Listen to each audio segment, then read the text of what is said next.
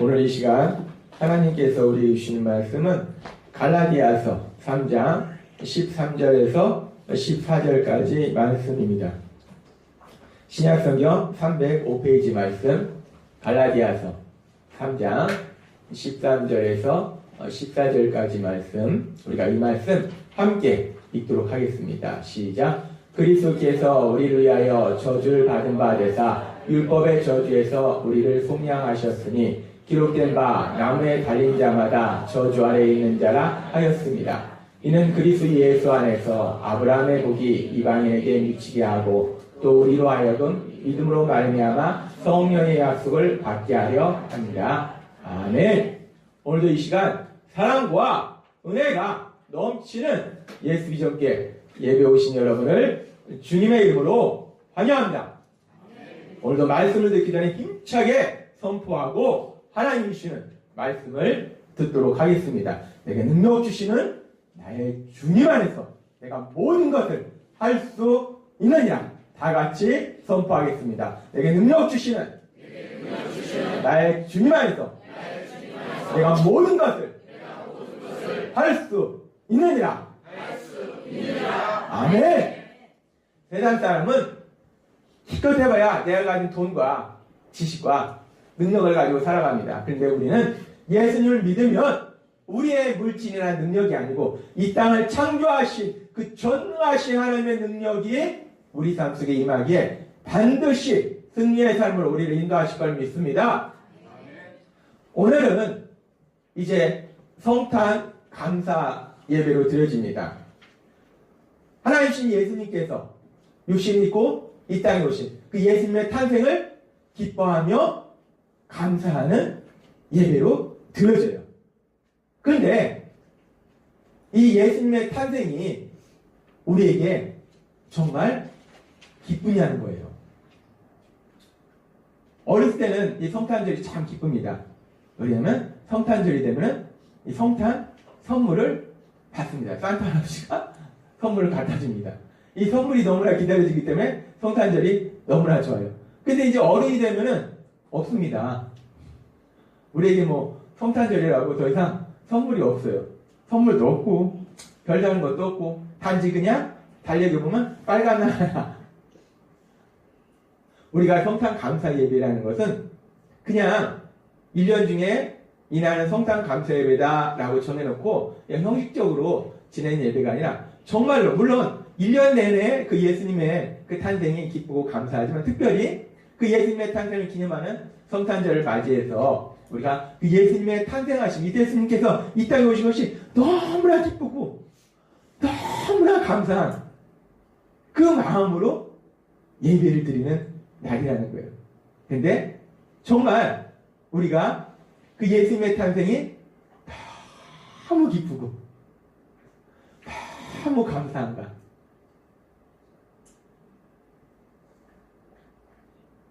한번 자신한테 한번 되물어 봤으면 좋겠습니다. 오늘 분명히 성탄 감사 예배로 드린다는데 나는 예수님의 탄생이 너무 기쁘고 너무 감사해. 오늘 하나님께서 말씀을 통해서 다시 한번 왜 하나님이신 예수님이 이 땅에 오신 것이 나는 너무나 기쁘고 너무나 감사한지 다시 한번 깨닫게 하시고 체험케 하실 걸 믿습니다. 하나님께서 오늘 우리에게 주신 말씀은 갈라디아서 3장 13절에서 14절이에요. 갈라디아서 3장 13절은 이렇게 말씀하십니다. 이 말씀 우리가 함께 읽도록 하겠습니다. 시작. 그리스도께서 우리를 위하여 저주를 받은 바 되사 율법의 저주에서 우리를 속량하셨으니 기록된 바 나무에 달린 자마다 저주 아래에 있는 자라 하였습니다. 아멘. 2000년 전에 육신을 입고 이 땅에 오신 예수님께서 지금 갈라디아서 3장 13절에 보니까 그리스도께서 예수님께서 우리를 속량하셨으니 라고 말씀하십니다. 이 속량하셨다. 이 속량이라는 단어는 사실 우리가 일상생활에서 많이 사용하는 단어는 아니에요. 속량하셨다. 이건 뭔 뜻일까? 헬라어로 이 단어는 엑사고라세, 원형은 엑사고라조라는 단어를 사용하는데 노예를 사다, 어떤 물건을 사다 라는 의미를 가지고 있습니다. 근데 성경에서 이 엑사고라조라는 단어는 어떤 의미를 쓰냐면 노예를 돈을 주고 사서 자기가 노예로 부려먹는 것이 아니라 노예를 돈을 주고 사서 자유롭게 풀어주는 것. 그것이 엑사고라죠. 이 속량하다라는 뜻이라는 겁니다. 이 속량하다, 다른 말로 자유롭게 하다라는 의미예요.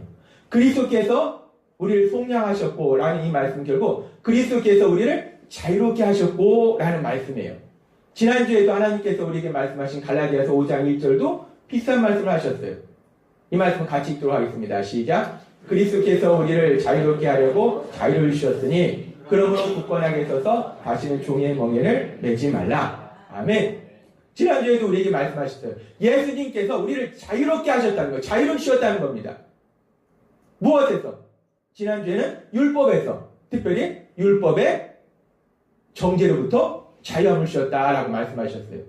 오늘도 다시 한번 갈라디아서의 말씀을 통해서 우리에게 자유함을 주셨는데 오늘은 또 다른 부분에서의 자유함. 무엇에서 우리를 자유롭게 하셨는가? 이 갈라디아서 3장 13절은 이렇게 말씀합니다. 다시 한번 이 말씀 읽도록 하겠습니다. 시작. 그리스도께서 우리를 위하여 저주를 받은 바 되사 율법의 저주에서 우리를 속량하셨으니 기록된 바 나무에 달린 자마다 저주 아래 있는 자라 하였습니다. 아멘. 우리에게 자유를 주셨는데 오늘은 율법의 저주에서 자유롭게 하셨다라고 말씀하세요. 예수님께서 우리를 율법의 저주에서 자유롭게 하셨다. 그러면서 기록된 바 나무에 달린 자마다 저주 아래 있는 자라 하였습니다. 이 갈라디아 3장 13절의 말씀은 신명기의 말씀을 신명기 21장 23절에 기록된 말씀을 근거로 해서 바울 사도가 지금 이렇게 말씀하고 있습니다. 신명기 21장 23절은 이렇게 말씀합니다. 함께 읽도록 하겠습니다. 시작. 그 시체를 나무에 밤새도록 두지 말고 당일에 장사하여 내 하나님 여호와께서 내가 기업으로 주시는 땅을 더럽히지 말라. 나무에 달린 자는 하나님께 저주를 받았습니다. 아멘. 신명기의 말씀을 보면 나무에 달린 자는 하나님께 저주를 받았다라고 말씀하는데 예수님께서 이 땅에 오셔서 십자가 위에서 돌아가셨다는 거예요. 이 나무에 달린 자, 십자가 나무 위에 달렸다는 겁니다. 그래서 저주를 받으셨다는 거예요. 그래서 예수님께서 저주를 받으셔서 우리가 받아야 될 저주를 대신 받으셔서 우리를 율법의 저주에서 자유롭게 하셨다라고 갈라디아서의 말씀은 우리에게 말씀한다는 겁니다. 우리가 예수님을 믿으면 예수님께서 우리 죄를 대신해서 저주를 받으셔서 우리는 율법의 저주에서 자유롭게 된다는 거예요. 그러면서 여기서 갈라디아서 3장 13절의 말씀에 보면은 다시 한번 갈라디아서 3장 13절 우리를 위하여 저주를 받은 바 되사 나무에 달린 자마다 저주 아래 있는 자라 하였습니다. 속량하셨다라고 말씀하셨는데 이 속량이라는 단어가 자유롭게 하신다라는 뜻이 있는데 거기 한 가지 뜻이 더 있다고 했어요. 뭐냐면 돈을 주고 사서. 그러니까 예수님께서 우리를 자유롭게 하시는데 그냥 자유롭게 하신 것이 아니라 말씀으로 자유롭게 하신 게 아니라 돈을 주고 사서 값을 치르고 대가를 지불하고 자유롭게 하셨다는 거예요. 그 대가가 무엇이냐? 바로 예수님께서 친히 자신이 저주를 받으신 것. 나무에 달려서 십자가에 돌아가심으로 해서 자신이 저주를 받으시는 그 대가를 지불하시고서 우리를 자유롭게 하셨다. 그래서 갈라디아서 3장 13절의 말씀에서 그리스도께서 우리를 율법의 저주에서 자유롭게 하시고 라는 단어를 쓸 수 있는데 지금 자유롭게 하시고 라는 단어보다 더 진정한 예수님의 사역을 의미하는 속량하셨으니 라는 단어를 사용했다는 겁니다. 본인이 저주를 받으셔서 그 대가를 치르시고 우리를 자유롭게 하셨다는 겁니다. 우리가 예수님을 믿으면 갈라디아서 3장 13절의 말씀처럼 율법의 저주에서 자유롭게 되었음을 믿습니다. 우리는 율법의 저주에서 자유롭게 됐다는 거예요. 그런데 율법의 저주에서 자유롭다. 난 율법의 저주에서 자유로워. 근데 이제 삶 속에 이것이 우리가 현실이 돼야 돼요. 근데 무슨 율법의 저주에서 자유롭다. 이게 뭐냐? 알아야 됩니다. 명확하게 율법의 저주에서 자유롭다는 게 뭐냐? 이 율법이라는 것은 하나님의 말씀이 율법입니다. 근데 율법의 저주, 하나님의 말씀과 이 저주와 도대체 무슨 관계가 있는 것이냐? 이 하나님의 말씀과 이 저주와의 관계에 대해서 우리가 생각해 볼 수 있는 성경의 말씀이 하나님께서 이제 광야의 40년 방황생활을 끝내고 가나안 땅으로 들어가게 되는 이스라엘 백성에게 말씀하실 때 신명기 27장 26절에서 이런 말씀을 하십니다. 이 말씀을 우리가 함께 읽도록 하겠습니다. 시작. 이 율법의 모든 말씀을 실행치 아니하는 자는 저주를 받은 것이라 할 것이요 모든 백성은 아멘 할지니라. 아멘. 율법이 하나님의 말씀인데 그 하나님의 말씀과 이 저주 전혀 어울리질 것 같지 않은 이 저주와 도대체 무슨 상관 관련이 있는가? 지금 이 말씀에 보니까 하나님의 말씀을 실행치 않는 사람, 하나님의 말씀을 다 지키지 않는 사람에게는 저주가 임한다 라고 하나님이 말씀하시더라는 겁니다. 율법의 저주라는 것은 결국은 하나님의 말씀을 지키지 못함으로 인해서 받게 되는 저주, 그것이 율법의 저주라는 거예요. 그런데 하나님의 말씀을 지키지 못함으로 인해서 받게 되는 것이 저주, 율법의 저주인데 그러면은 우리가 하나님의 말씀을 다 지키면은 이 율법의 저주하고는 우리는 아무 상관이 없습니다. 하나님의 말씀을 지키면 돼요. 지키는 율법의 저주하고 나하고는 아무 상관이 없고 예수님께서 내가 받으실 저주를 대신해서 십자가에 돌아가셨다고 하는데 내가 하나님 말씀 다 지키면 예수님 괜히 오셔서 십자가 힘들게 돌아가셨습니다. 다 지켜서 내가 율법의 저주를 안 받으면 되니까 괜히 힘들게 오셔가지고 하나님이신 예수님이 십자가에 돌아가실 필요도 없는데 못하러 이 세상 사람들 생각이 그거예요.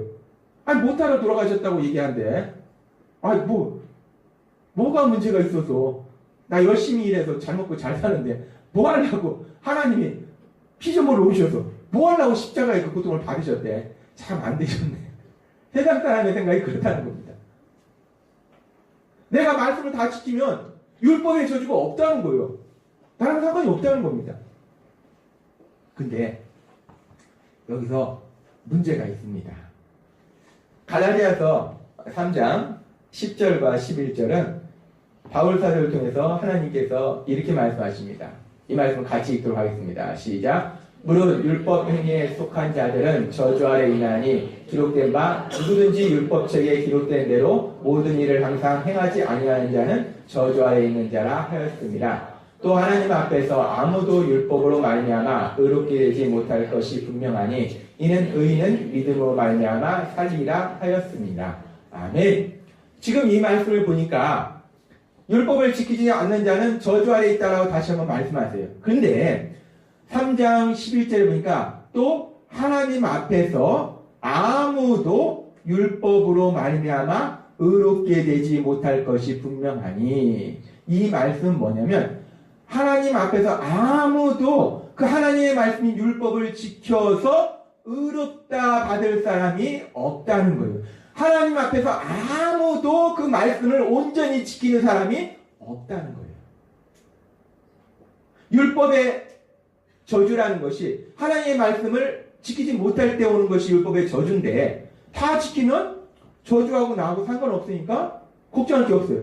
그런데 하나님이 이 땅을 창조하시고 우리를 만드시고 우리의 생각까지 다 하시는 하나님은 분명히 말씀하실 때 하나님 앞에서 아무도 율법으로 말미암아 의롭게 되지 못할 것이 분명하다. 아무도 한 사람도 단 한 사람도 하나님의 말씀 온전히 지켜서 의롭다 칭을 받을 사람이 없다는 겁니다. 다 하나님의 말씀을 못 지킨다는 거예요. 하나님의 말씀을 못 지키면 어떤 일이 벌어집니까? 율법의 저주가 임한다는 겁니다. 따라서 단 한 사람도 그 율법의 저주를 면할 사람이 없다는 거예요. 우리가 율법의 저주에서 자유롭게 된다는 것은 우리는 모두 어리석고 미련해서 하나님의 말씀 온전히 지키지 못함으로 인해서 다 그 저주를 받을 수밖에 없다는 거예요.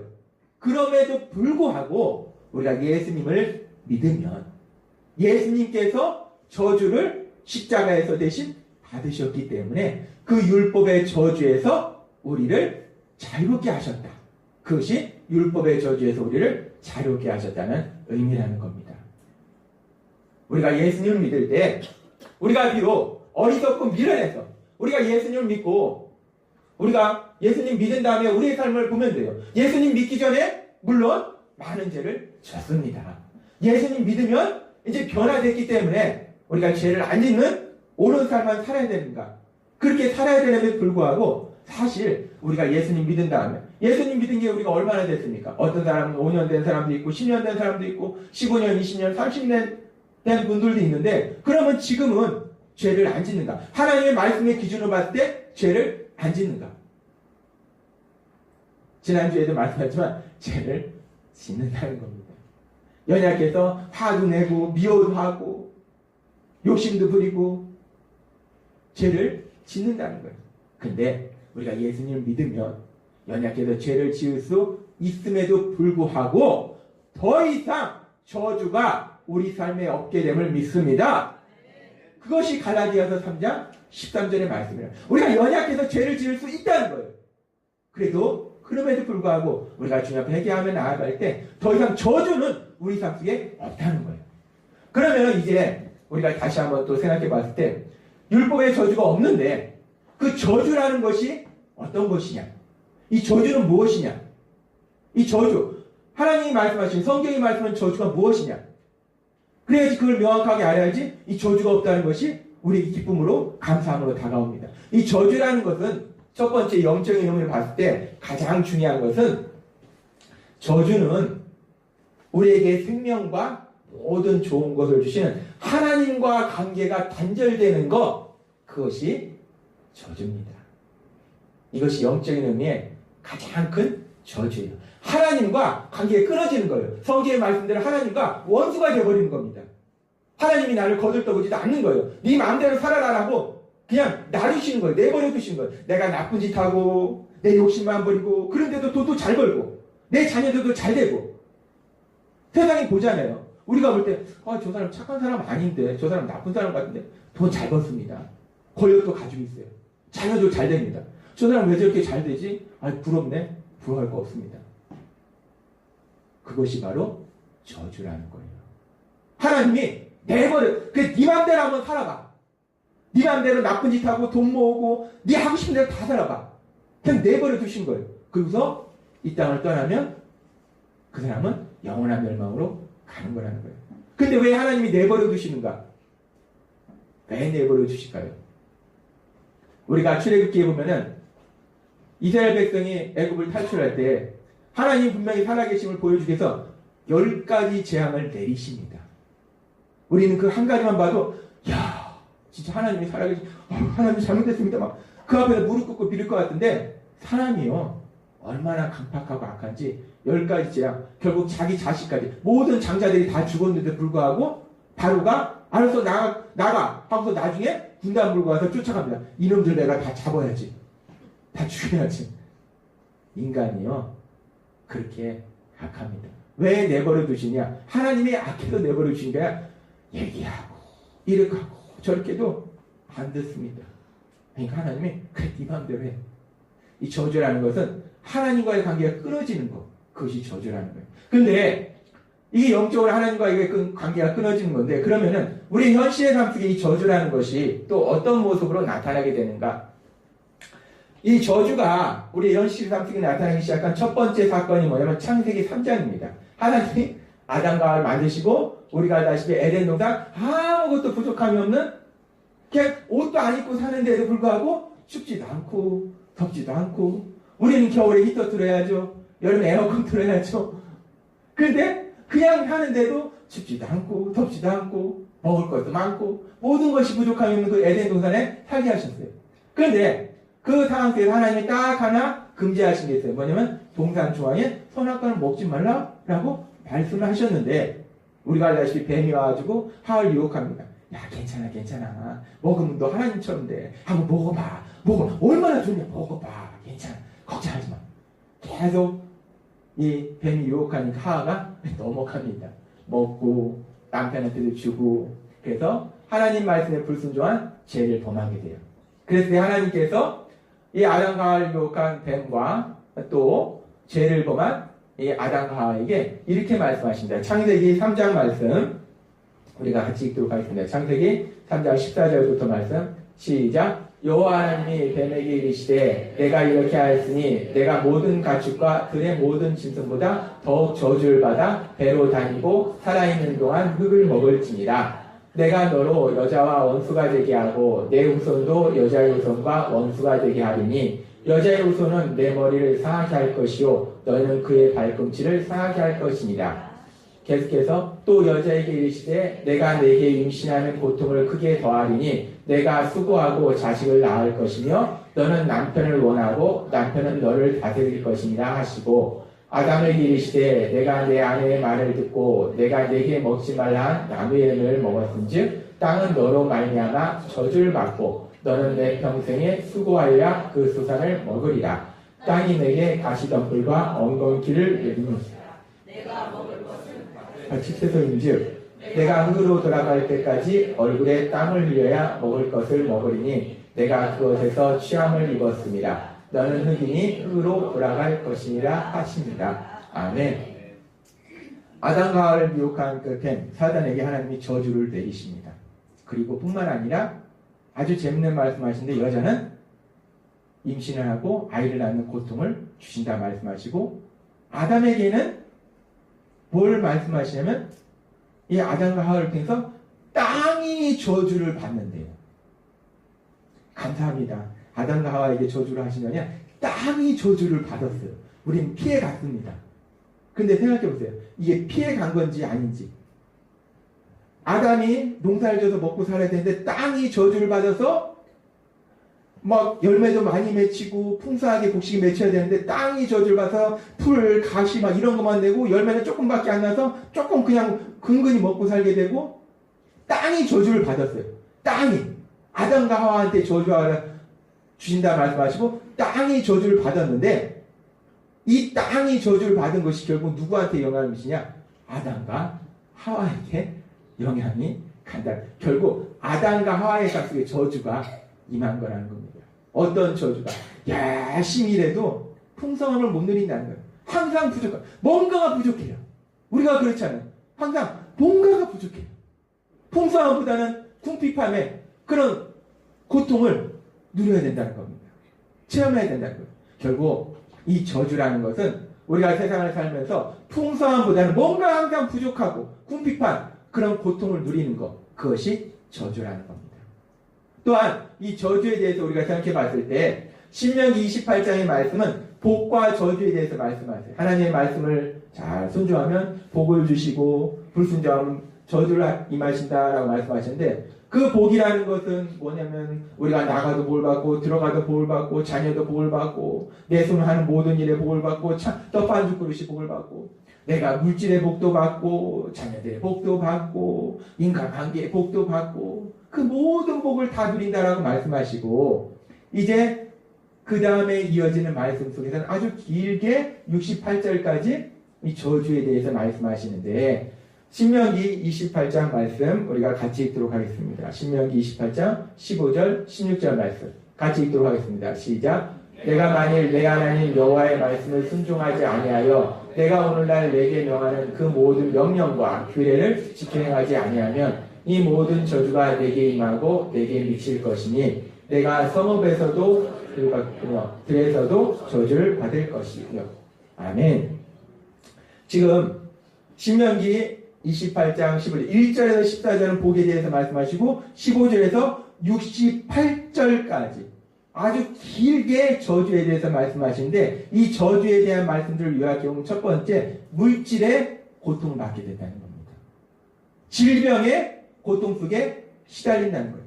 자녀들의 삶 속에 고통이 많은 것을 본다는 겁니다. 사람 관계 속에서 고통이 임한다는 거예요. 하는 일마다 실패한다는 거예요. 멸망받는다는 겁니다. 이것이 저주라는 겁니다.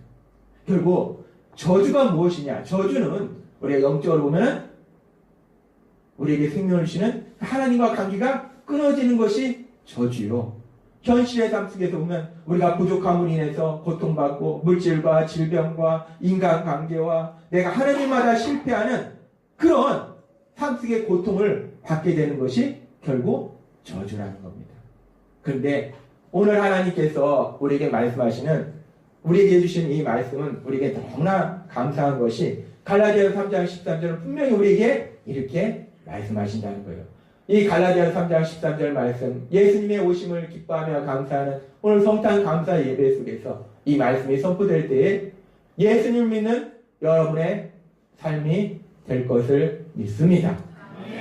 이 말씀은 내 삶이야 라는 믿음으로 이 말씀을 다시 한번 읽도록 하겠습니다. 시작. 그리스도께서 우리를 위하여 저주를 받은 바 되사 율법의 저주에서 우리를 속량하셨으니 기록된 바 나무에 달린 자마다 저주 아래 있는 자라 하였습니다. 아멘. 이 저주는 너무나 무섭습니다. 현실 속에서. 근데 감사한 것은 예수님을 믿으면 예수님께서 내 저주를 다 받으셨다는 거예요. 그래서 우리를 그 저주에서 자유롭게 하셨음을 믿습니다. 이제 저주는 끝이라는 거예요. 내 인생의 저주는 끝이라는 거예요. 저주가 끝이면 그 뒤에는 뭐가 오는가? 우리가 끝으로 바라던 말씀이 온다는 겁니다.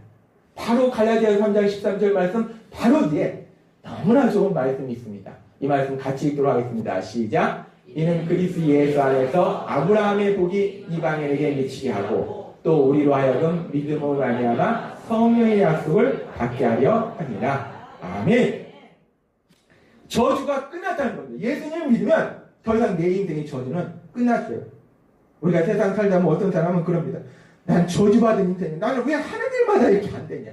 난 왜 이렇게 그러잖아요. 재수없는 사람은 뒤로 넘어졌는데도 코가 깨져가지고 코피 안 하고, 재수 좋은 사람은 넘어졌는데 돈 주고. 이 저주라는 거예요. 근데 내 인생은 왜 이래 도대체? 예수님 믿으면 내 인생은 도대체 왜 이래가 다 끝났다는 거예요. 저주가 끝났다는 겁니다. 여러분이 예수님을 믿음으로 해서 여러분의 삶 속에 그 저주에서 자유를 누리신 여러분이 되시기를 바랍니다. 저주는 끝났어요. 끝나고 이제 뭐가 오느냐? 복이 온다는 겁니다. 아브라함의 복이 우리에게 임할 줄 믿습니다. 근데 여기에 아브라함의 복이 그리스도 예수 안에서 예수님 믿음으로 아브라함의 복이 이방인에게, 우리가 이방인 하면요, 우리가 예수님 믿기 때문에 이방인 하면 지금 뭐 이슬람 교도라든지 예수님을 안 믿는 불교 믿는 사람, 이런 사람들을 생각할 수 있어요. 근데 사실 이방인은 누가 이방인이냐면 하나님을 모르고 예수님을 모르는 사람이 이방인인데 그것이 바로 우리라는 거예요. 하나님을 모르고 예수님을 모르던 이방인 같은 우리들에게 이제 그리스도 안에서 예수님을 믿음으로 인하여 아브라함의 복이 우리에게 임하게 된다라고 갈라디아서 3장 14절 말씀은 분명하게 말씀하고 있다는 겁니다. 예수님을 믿는 우리에게 아브라함의 복이 임한다는 거예요. 그 아브라함의 복은 영적으로 보면은 갈라디아서 3장 6절의 말씀처럼 하나님을 믿음이 그에게 의로 정하셨다. 아브라함이 행동으로 하나님 말씀대로 의롭게 살아서 하나님이 너 의로와 라고 말씀하신 것이 아니라 하나님을 믿었더니 의롭게 하신 것. 그것이 영적인 아브라함이 받은 복입니다. 그래서 하나님 믿음으로 구원받고 하나님의 백성이 되는 것. 우리가 알잖아요. 아브라함이 얼마나 치사한지 생명의 위협을 느낀다고 자기 예쁜 그 미녀를 주셨는데 아내를 때문에 어디 갔을 때 아내 빼앗아가 위해서 자기 죽일까봐 아내를 아내라 말하지도 못하고 뭐 형을 형이라 아버지를 아버지라 말하지 못하는 것이 아니라 아내를 아내라 말하지 못하고 누이다라고 거짓말해서 2번이나 뺏겼습니다. 참 아브라함의 아내도 사라도 참 마음이 좋은 게 그런 남편하고 또 삽니다. 얼마나 지랄합니까? 아브라함의 행동 보면요 그렇게 어렵지는 못합니다. 그런데 믿음으로 믿으면 너는 의로와 라고 말씀하신 것, 그것이 영적인 복이라는 거예요. 그 복이 우리에게도 임한다는 겁니다. 우리가 솔직히 세상 사람보다 온전히 막 선하게 살아서 우리가 의롭다라고 말씀하십니까? 어떤 때 보면요, 예수님을 믿는 우리보다 믿지 않는 세상 사람들이 더 선하게 사는 것 같이 보이는 경우도 많이 있어요. 오늘도 교회 오면서 주차장을 나오는데 분명히 교회 차인데 주차장 나오는 입구에 딱 중간에 딱 가리고면서 비상등 켜고 깜빡깜빡하고 있습니다. 제가 목사니까 그래도 감사하지. 세상 사람이 그 모습 보고 옆으로 간신히 비켜가면서 교회 차네? 아니 좀 옆으로 좀 비키든지 중앙에 나가는 그 길 바로 앞에 딱 중앙에 딱 버튼 그것도 스트레스 큰 차가 비상등 켜고 깜빡깜빡하고 있는 거예요. 우리가 행동이 의로워서 의롭다 합니까? 예수님을 믿는다고. 예수님을 믿는다는 그 이유 하나만으로 그래 너는 의로워 라고 우리를 말씀하심을 믿습니다. 영적인 복은 행동이 아니라 믿음으로 의롭게 되는 게 영적인 복이고, 그 다음에 현실적인 복은 우리가 아브라함에게 주신 약속 중에서 너무나 좋은 말씀, 창세기 12장 2절에서 3절 말씀이 있습니다. 같이 읽도록 하겠습니다. 시작.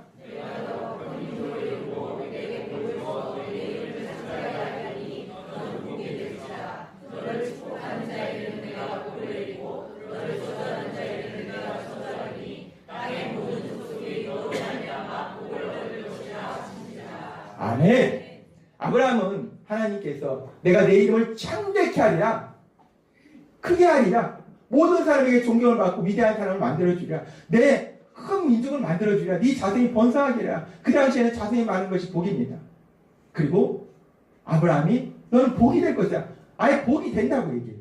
복이 된다. 복을 주셔서 복이 된대요. 복이 되니까 어떤 역사가 일어나요? 아브라함이 복이에요 그냥. 그러니까 아브라함이 가는 곳에 지금 보니까 너로 말미암아 모든 족속이 너로 말미암아 복을 얻을 것이야. 아브라함이 복이니까 이 아브라함이 가는 곳에는 다른 사람도 같이 그냥 얼떨결에 복을 받는다는 거예요. 아브라함이 있으면 그 복이 된 아브라함 때문에 다른 사람까지. 창세기 12장 2절에 3절 이 놀라운 복의 말씀들이 여러분에게 주신 말씀이 될 걸 믿습니다. 여러분 복이 되신다는 거예요. 그래서 사람들이 여러분하고 막 친해지려고 하는 거예요. 야, 좀 친해지자. 야, 같이 밥 좀 먹자. 같이 다니자. 막 사람들이 우리를 보면 다 친해지려고 하는 거예요. 그래서 예수님 믿은 다음에 제가 가면 사람들이 친해져요. 우리가 가면 사람들이 다 친해지려고. 왜? 우리랑 만나면 복을 받으니까. 여러분이 계신 곳에는 여러분도 복을 받을 뿐만 아니라 여러분을 통해서 여러분 주변의 모든 사람도 복을 받게 된 놀라운 역사를 체험하게 될 걸 믿습니다. 우리가 예수님을 믿으면 율법의 저주에서 자유해진다는 거예요. 복이 임한다는 겁니다. 12월 15일 날 이 세종시 이 버스 노선이 바뀌었습니다. 새롭게 바뀌어서 새로운 버스가 생겼어요. 근데 왜 버스 노선이 변경됐는가? 이 새로운 아파트 단지들에 이제 새로운 사람들이 입주하니까 교통이 아주 복잡하니까 그래서 변경한다라는 것이 이 세종시에 제가 볼 때는 공식적인 입장인 것 같아요. 근데 세종시에서 말하지 못하는 비공식적인 아주 중요한 이유가 있어요. 제가 그걸 알아냈습니다. 시장하고 친해서 알아낸 게 아니라 시장보다 더 높으신 하나님께서 저에게 직접 깨닫게 하셨어요. 이건 극비사항이니까 어디 가서 말씀하시면 안 됩니다. 큰일 납니다. 이 한 개인을 위해서 이런 일이 일어났다는 거예요. 그렇기 때문에 이걸 말씀하시면 안 된다는 거예요. 시장이 비리가 이런 소리 나면 안 돼요.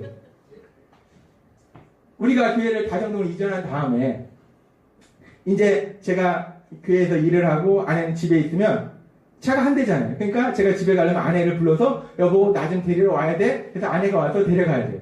제가 집에 있는데 아내가 볼 일이 있어서 먼저 간다. 그러면 제가 또 교회에 가는데 여러 가지 불편한 상황이 많습니다. 그런데 이번에 이제 버스 노선이 개편되면서 노선도 바뀌고 새로운 버스가 생겼어요. 그 새로운 버스 중에서 1005번 버스라는 게 생겼습니다.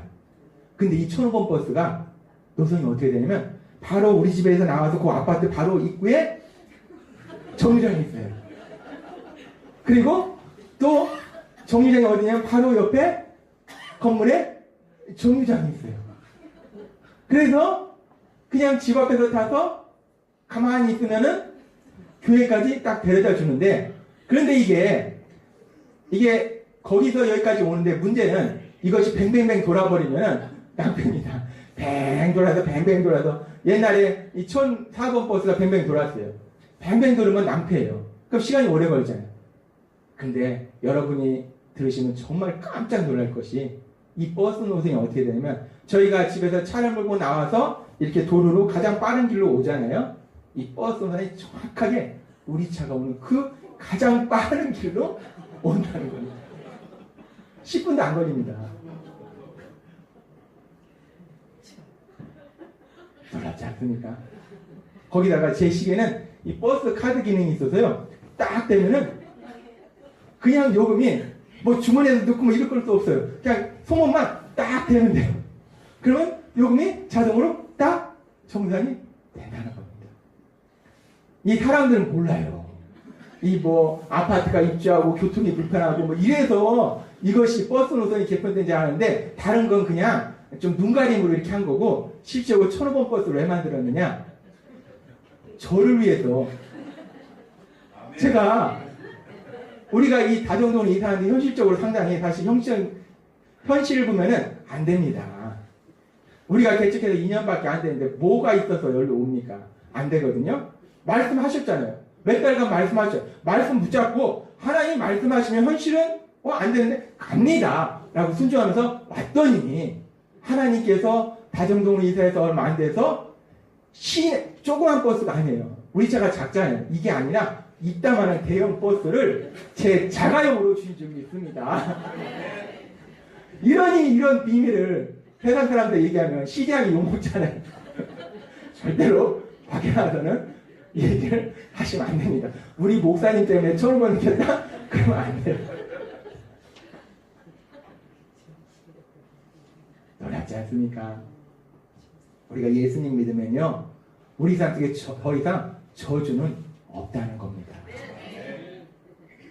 우리는 저주는 없어요. 우리에게는 복만 임한다는 겁니다. 그래서 예수님을 믿으면 반드시 잘 될 수밖에 없다는 겁니다. 여러분께서 예수님 믿음을 해서 여러분의 삶 속에 저주는 사라지고 반드시 잘 되는, 성공하게 되는, 승리하게 되는 놀라운 역사를 체험하게 될 걸 믿습니다. 왜 우리가 예수님의 탄생이 기쁜가? 왜 감사한가? 그 예수님이 오셔서 십자가 위에서 내 죄를 대신해서, 내 저주를 대신해서 받으셨기 때문에 우리가 더 이상 저주의 삶에서 자유해진다는 거예요. 우리에게는 하나님 주시는 복이 임한다는 겁니다. 그래서 우리가, 그러니 그 예수님이 오신 게 우리가 기쁘고 감사할 수밖에 없잖아요. 이렇게 버스를 자가용으로 주는 분이 어디 있습니까? 이 세상에 버스를 자가용으로 타고 다니는 사람이 어디 있어요? 며칠 전 금요일에도 설교 준비하라고 늦게까지 준비했는데, 제가 아내 귀찮게 하지 않고 아내한테, 여보 나 자가용 타고 갈게. 그 버스 타고 집에 갔습니다. 얼마나 편하던지. 기다가 있다는 때 심심하지 말라고 옆에 또 동료들이 있습니다. 야, 얼마나 좋습니까? 예수님 믿으면 이런 놀라운 역사가 일어나니, 제가 예수님이 오신 것이 기쁘겠어요? 안 기쁘겠습니까? 예수님이 오신 것이 감사할 수밖에 없잖아요. 여러분의 삶 속에 놀라운 그 역사가 일어나야 될 걸 믿습니다. 제가 예수님이 저를 그렇게 특별히 사랑하신다는 그걸 자랑하고자 하는 것이 아니라, 제 삶 속에 일어난 그 역사를 통해서 여러분의 삶 속에도 그런 놀라운 역사들이, 작은 일부터 큰 일까지 그런 놀라운 역사들이 일어나게 될 걸 믿습니다. 우리가 갈라디아서 3장 13절 말씀 다시 한번 읽도록 하겠습니다. 시작. 그리스도께서 우리를 위하여 저주를 받은 바 되사 율법의 저주에서 우리를 속량하셨으니 기록된 바 나무에 달린 자마다 저주 아래 있는 자라 하였습니다. 아멘. 예수님께서 우리를 위하여 저주를 대신 받으사 율법의 저주에서 우리를 자유롭게 하셨음을 믿습니다. 여러분의 삶 속에 하나님이 주신 아브라함의 복이 임하고 있음을 믿습니다. 이 말씀을 우리가 조금 다른 성경으로 보면요, 감이 확 옵니다. 메시지 성경으로 한번 읽도록 하겠습니다. 시작. 그리스도께서 실패할 수밖에 없는 저주받은 우리의 삶을 온전히 자기 것으로 삼으심으로 그 삶에서 우리를 건져주셨습니다. 아멘.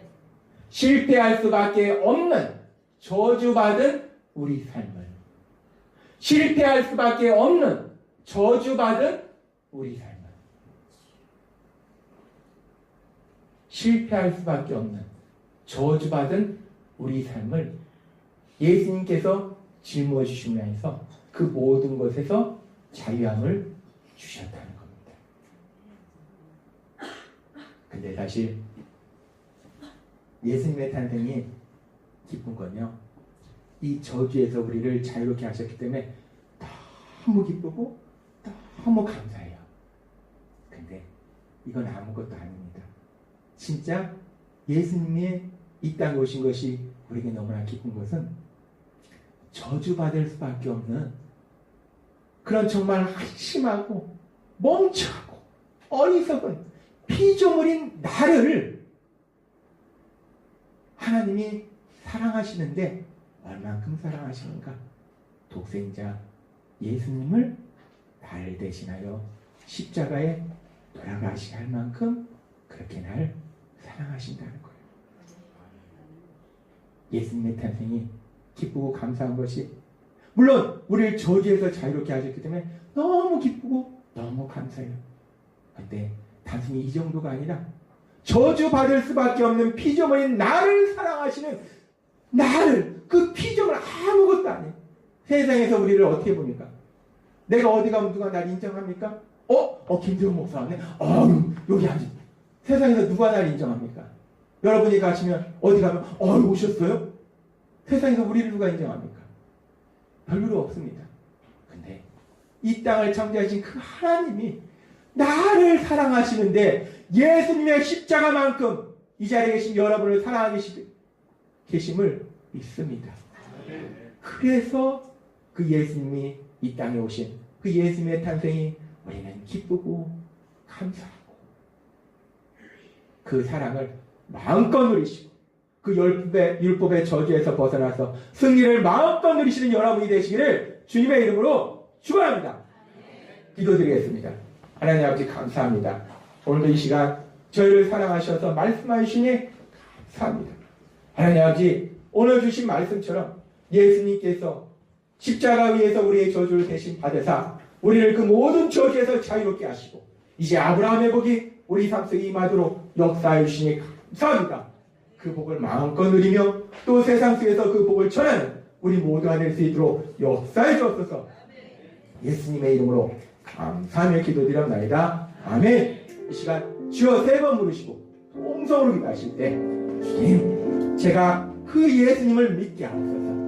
우리 예수님을 나의 구주로 믿게 하셔서 율법에서 이 자유로, 율법의 저주로부터 자유함을 누리게 하시고 하나님의 신복을 누리게 하시고 하나님의 영광 나타내는 삶이 되게 해달라고 우리가 주여 3번 부르시고 통성으로 기도하겠습니다. 주여, 주여, 주여.